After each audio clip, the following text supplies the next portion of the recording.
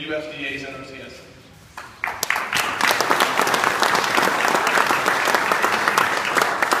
Good morning, and what a great day to be here, right?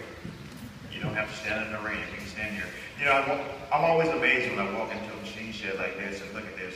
You know, back home in Mississippi where I'm from, and when I was farming, I was always looking for a stall to put my mule in. Walking some of these, but it's great to be here. I know some of you have heard this story before. I've been here about 10 years. And 10 years ago, I was a deputy director out in Idaho, and I got the call that I was coming to Ohio.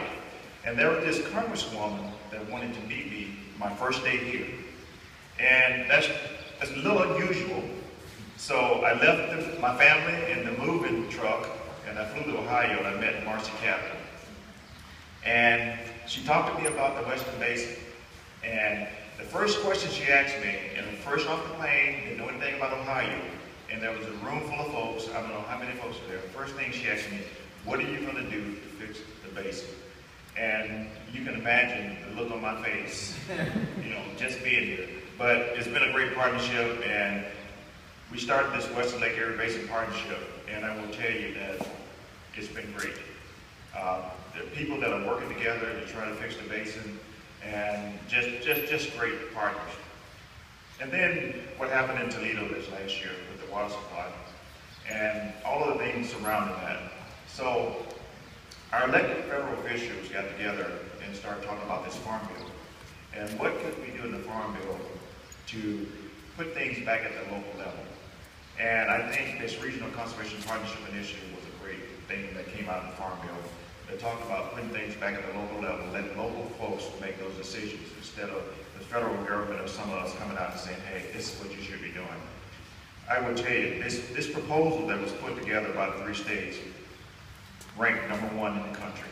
There was about 280 proposals submitted, and this was the #1 proposal in the country. And the great thing about it was, it showed that 3 states could get together and work collaboratively together to get this completed.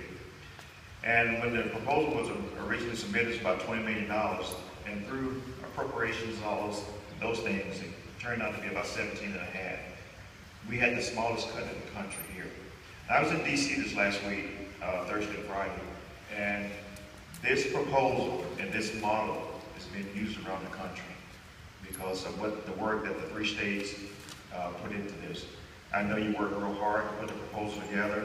A lot of late nights I would take, but it was worth it. The proposal floated to the top, one of the best in the country.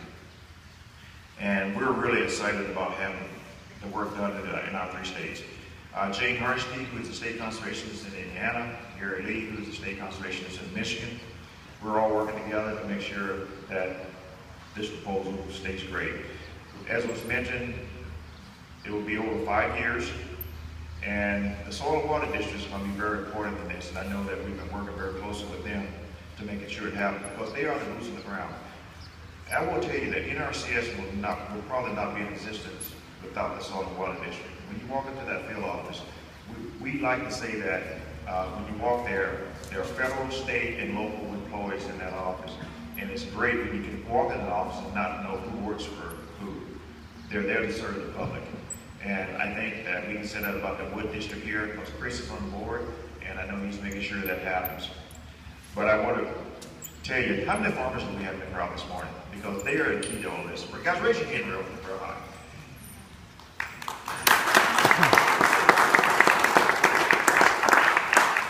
They are the key to making this program very successful. We started our sign-up on July 1st, and I know that a lot of you have been in the office already, so please continue to go in, sign those applications. There's a number of things you can pick from, and also, we also have other programs that folks can sign up for when they're there. We have several different programs here in the basin, and so it depends on what fits your needs from a conservation plan standpoint. You can sign up for those practices also.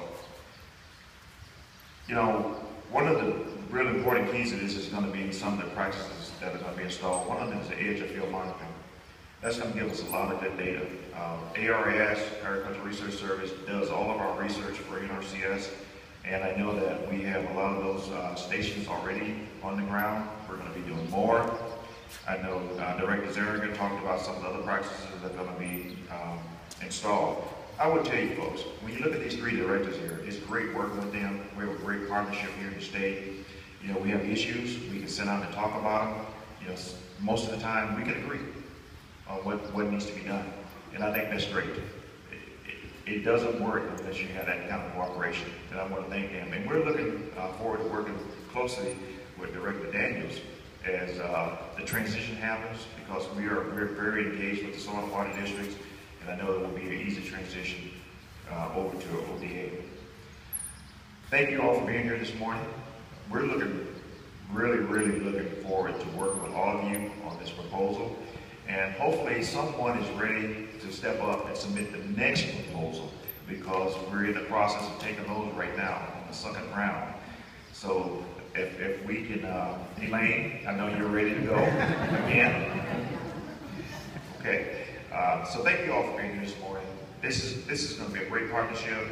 I know that folks are getting a little nervous with all the rain we're having and some of the things that are going on with the lake, but I will tell you, the state and federal partners are doing everything we can to protect the resources here in Ohio. So thank you.